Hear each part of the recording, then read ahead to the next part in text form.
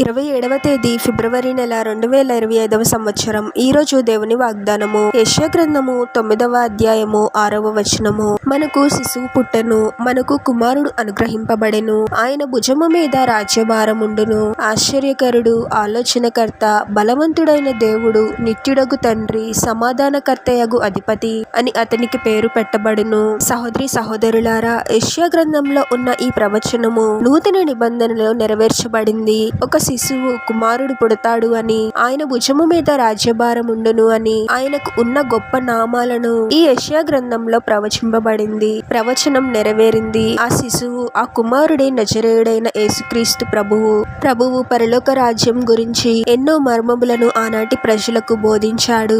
రాజ్యభారాన్ని కలిగి ఉన్నాడు.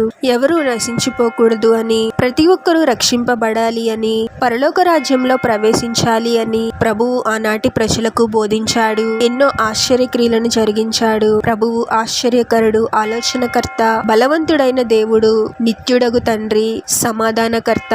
ప్రభు యొక్క గొప్పతనాన్ని మనం గుర్తించి, ప్రభువు ఎలాగైతే రాజ్యభారాన్ని కలిగి ఉన్నాడో మనము కూడా ప్రభువునకు లోబడి ఇతరులకు సువార్తను ప్రకటించగలగాలి. ఎవరు నశించిపోకుండా ప్రభు చేత రక్షింపబడటంలో మన వంతు కృషి మనం చేయాలి. ప్రార్థన.